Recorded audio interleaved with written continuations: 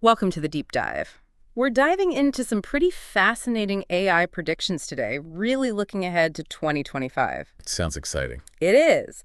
And we've got a really great mix of sources to pull from. We've got some big names, Gartner, Capgemini. Oh yeah, those are always interesting. We've got an MIT Sloan Management review piece, and even some thought-provoking stuff from Medium and YouTube. We like to keep things interesting around here. Always love a good mix. Right. So we're talking about, well, all the buzzy stuff. Agentic AI. AI that can act on its own, make decisions. The real impact of generative AI, is it all it's cracked up to be? And then this whole shifting landscape of data. Where's it all heading? A lot of ground to cover. We've got this, though, right? Our Yeah. mission today is to, give everyone listening a really clear, concise, and something they can actually remember, like what's actually coming in AI so that they can sound super smart in conversations, crush it in meetings, or just, feed their curiosity. Because AI is just, it's everywhere. And it's moving so fast. Exactly. So let's kick things off with, I guess, the elephant in the room, or maybe the robot in the room. Ooh, I like that. This whole agentic AI thing. Yeah, everyone's talking about it. It seems like every day there's a new headline about how AI is becoming independent, making its own choices. It can be a little, unsettling. It definitely captures the imagination, but it also raises a lot of questions, like how real is this actually? Right. So let's dig into that. We came across this survey from UiPath. It was mentioned in that MIT Sloan article. And it said that, get this, 37% of IT leaders believe they already have agentic AI in their organizations. Wow, that's a pretty big number. I know, right? It made me wonder if I was missing something. Like, is everyone else way ahead of the curve? But then you start reading a bit deeper and you realize, well, maybe not. Yeah, there's definitely a lot of hype out there. So help us separate the hype from reality. Okay, so the truth is, early agentic AI is going to be limited to pretty simple tasks. Makes sense. Think of it like this. There's this great analogy in the Medium article by Thomas Tungus, and he compares the accuracy of today's AI to a high school student. Okay, I can see where he's going with that. Right. They're capable of learning, but they're not exactly ready to run a Fortune 500 company. Not quite taking over the world yet. Not yet. But even small tasks can have a big impact, right? Yeah, that's what the MIT article was suggesting. Like, even if it's just automating tiny things, those tiny things add up. Exactly. And it raises the question, is this the calm before the storm? Ooh, ominous. I like it. But let's shift gears a bit. Let's talk about generative AI.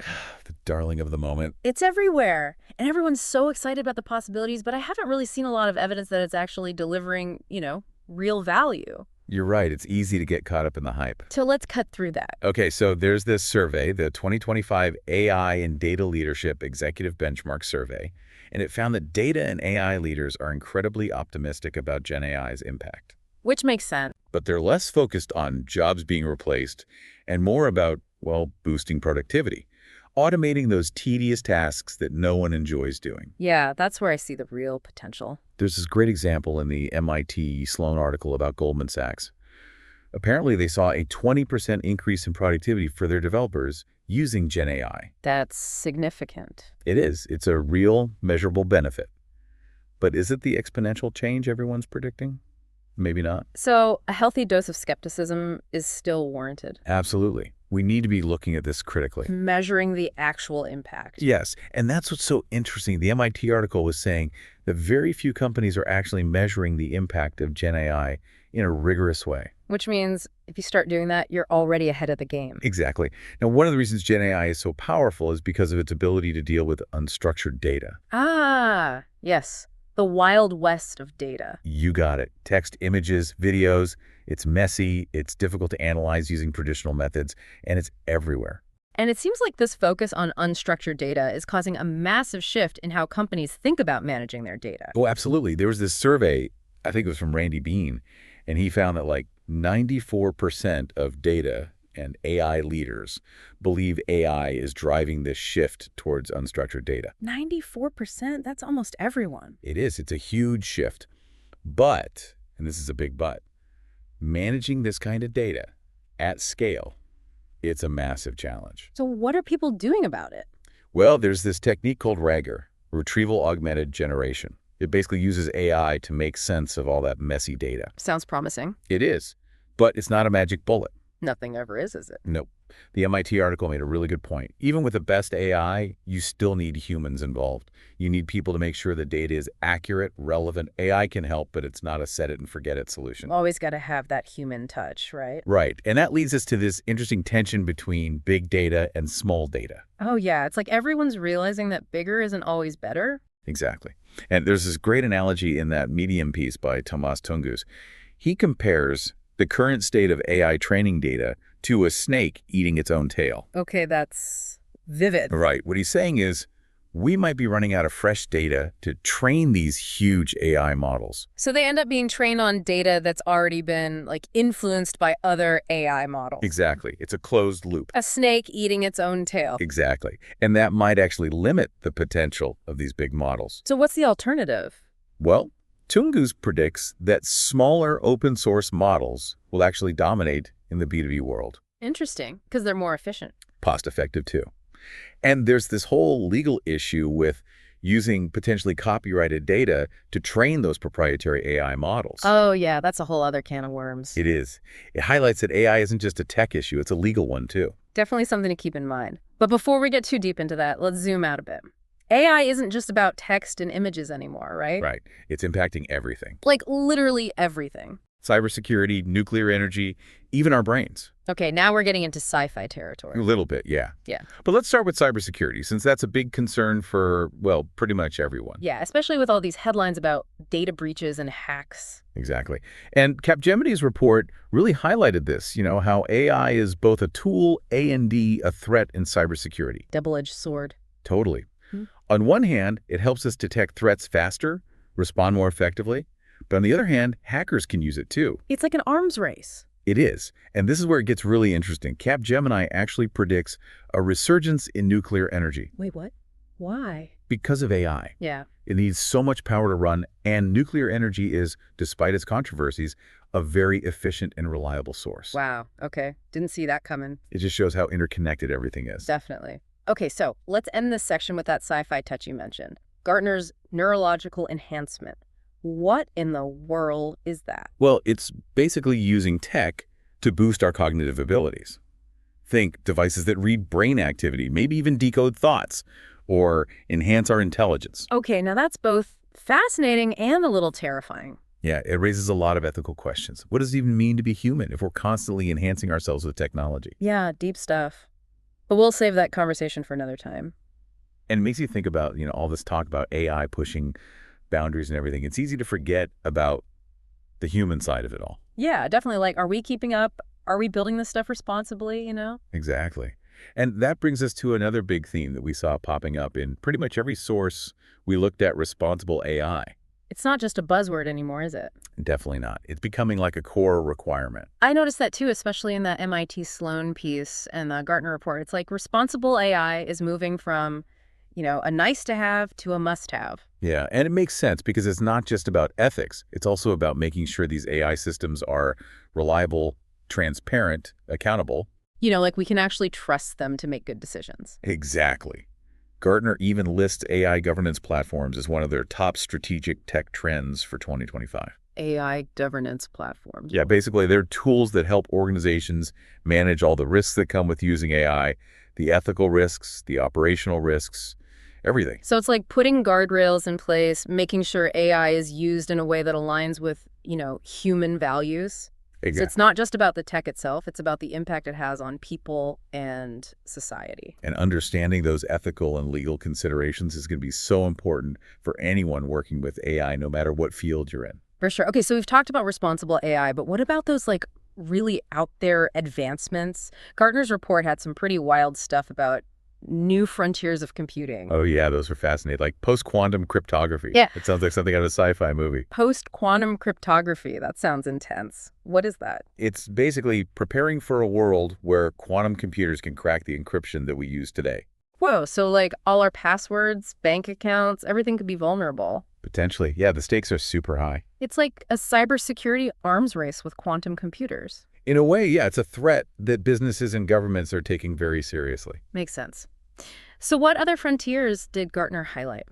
Well, there's this thing called ambient invisible intelligence. Okay, that sounds both cool and kind of creepy. It is a bit of both. Yeah. Basically, it's about technology being seamlessly integrated into our surroundings, like always working in the background to enhance our experiences. So like sensors everywhere tracking everything. Yeah, things like that. Yeah. Imagine smart warehouses where sensors track every item to optimize logistics, or homes that anticipate your needs before you even ask. It's like the Internet of Things, but on steroids. Exactly. And Gartner does acknowledge that companies need to be transparent about how they're using this technology and give users control over their data. Transparency and control are going to be key, right? Because it could get pretty invasive otherwise. Absolutely. Speaking of pushing boundaries, we can't forget about the real-world resources that all this AI requires, especially energy. Yeah, AI can be pretty power hungry, all those massive data centers running complex algorithms. Exactly. And that's why Gartner sees energy-efficient computing as a major trend. It's not just about making AI smarter, it's about making it more sustainable. So like more efficient hardware, smarter software, and a shift towards renewable energy sources. Exactly. It's a greener approach to computing, driven in part by the demands of AI. Makes sense. Now, there was another trend from Gartner that caught my eye, hybrid computing. It sounds kind of Frankensteinish. I know, right? Yeah. But it's actually about combining different computing technologies to solve complex problems. So like mixing and matching different approaches. Think of it like assembling a team of specialists, each with their unique skills. Okay, so give me an example. What kind of hybrid are we talking about? Imagine combining traditional CPUs with specialized AI chips and even quantum computers. Each component handles the tasks it's best suited for. So it's about playing to the strengths of each technology. Exactly. And Gartner predicts that hybrid computing will enable breakthroughs in areas like drug discovery materials, science, personalized medicine, things that were just out of reach before. Wow, so we're really talking about a whole new era of computing where the lines between different technologies are blurring. Exactly. And with all this talk about AI pushing boundaries, it's easy to forget about the most important element, humans. Right. In the end, it's all about us, isn't it? It is, and that's where Gartner's third overarching theme comes in human-machine synergy.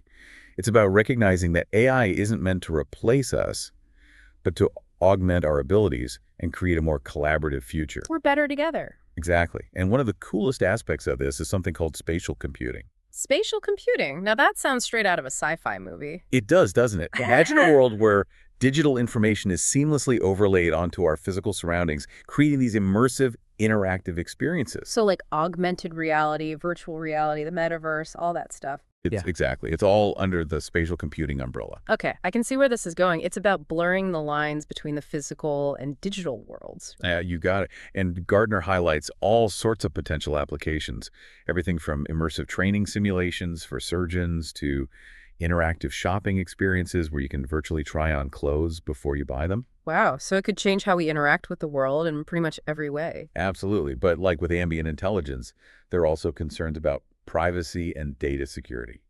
Yeah, if there's digital information layered over everything who has access to that data, how is it being used? Exactly. It's something developers and policymakers will need to address as this technology matures. For sure. Okay, so another aspect of human-machine synergy that Gartner talks about is polyfunctional robots. Yeah, those are becoming a reality. We touched on this a bit earlier, but remind me what makes them so special. Well, unlike traditional industrial robots that are designed for one specific job, polyfunctional robots can perform a variety of tasks and adapt to different situations. So they're like the Swiss Army knives of robots. Exactly. They can be super flexible and efficient. Imagine robots that can assist with surgery, stock shelves, provide companionship to the elderly, all in a day's work. Wow, that's pretty amazing and potentially a lot safer than having humans do some of those jobs. Exactly. And it raises some interesting questions about the future of work, how humans and robots will collaborate, who's in charge? How do we define accountability when the lines are so blurred? Yeah, lots to think about there. Mm. Okay, so last one in this human-machine synergy theme, and this one's both fascinating and a little unsettling. Gartner calls it neurological enhancement. We talked about this briefly before, remember. It's about using technology to enhance our cognitive abilities. Yeah, like brain-computer interfaces, devices that can read our thoughts and enhance our memory or learning abilities. Exactly. It's like sci-fi becoming reality. It really does make you think about what it means to be human and where we draw the line with all this enhancement. Big questions for sure. We've covered a lot of ground here, from responsible AI governance to new computing paradigms to the evolving relationship between humans and machines. It's a lot to take in, but it paints a really fascinating and honestly somewhat daunting picture of the future. It is a lot to process. Before we move on to our final set of insights, I want to pause for a moment and ask you, our listener, a question. It's a good idea. Of all the trends we've discussed so far, the rise of agentic AI, the need for responsible AI governance, the push towards these new computing paradigms, what stands out to you as the most significant? What's sparking your curiosity? Yeah, it's a lot. But it's also pretty exciting, right? Like, we're really seeing how AI is going to reshape, well, everything. Definitely. And it's not just about the tech itself. It's about how it changes the way we work, the way we think, even the way we see ourselves as humans. Big stuff.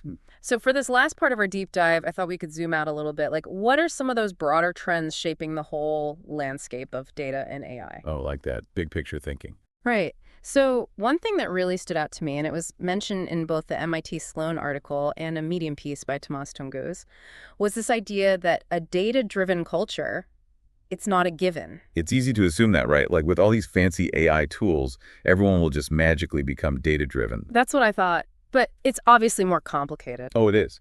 There was this survey from Randy Bean, as mentioned in the MIT article, and it showed that, the hype around data-driven cultures might be fading a bit. As companies realize it's not that easy? Exactly. The same survey found that 92%, a whopping 92% of respondents, said that the biggest obstacles to becoming data-driven were cultural, like people, processes, mindsets. So it's not just about the tech. It's about changing the whole way people think and work. You got it. It's a good reminder that AI tools are powerful, but they're only part of the equation. You need the right culture to support it. Okay, so another trend that caught my eye, this one was from the Capgemini report, was the idea of AI-powered robots really blurring the lines between humans and machines at work. Yeah, this one's fascinating. We talked about those polyfunctional robots earlier, right? But this is even bigger. It's like, how do we even define work when AI is so involved? Exactly. As robots get more sophisticated and AI takes on more decision-making, those traditional ways of working, like hierarchies and divisions of labor, they might not make sense anymore. It's not just about robots doing the tasks. It's about them managing things, making decisions. And that raises some tricky questions, right? Like, who's ultimately in charge? How do we measure accountability? And how can humans and robots actually collaborate effectively when the lines are so blurry? Yeah, it's uncharted territory. Definitely something that, business leaders need to be thinking about. Now, last trend I wanted to touch on, and this one's a bit more, meta, is this whole struggle to figure out who actually leads data and AI in companies. Oh, yeah. The MIT Sloan piece talked about this. Like, is it the chief data officer, the chief AI officer? Is it someone else entirely? No one seems to have a clear answer. Everyone's just kind of figuring it out as they go. Right. I mean, Randy Bean, who we've talked about a few times, he's a big believer in the chief data officer being a core business role, reporting directly to the CEO, focus on actually delivering value. Makes sense. But then Tom Davenport, one of the authors of the MIT article, he had a slightly different take. He was kind of worried about having too many chiefs and not enough, Too many cooks in the kitchen. Yeah, like it could create confusion and silos. Definitely a valid concern. I guess the takeaway is there's no one-size-fits-all solution here. Every company needs to find what works for them. Okay, so we've covered a lot of ground in this deep dive. Agentic AI, responsible AI, new computing models, the changing role of humans. I mean, it's a lot. It's just the tip of the iceberg, really. But that's why we do these deep dives, to help everyone make sense of it all. Exactly. And hopefully spark some curiosity. Because AI is evolving so fast, the more we understand it, the better prepared we'll be. Absolutely. So to wrap things up, I want to leave you with one last question to think about. We've explored what the future of AI might look like, but what role do you want to play in shaping that future? It's a good one. Because the future isn't set in stone. Exactly. We're all writing that story right now. So go out there, explore, learn, and make your mark. And that's a wrap on this deep dive. Thanks for joining us, and we'll see you next time.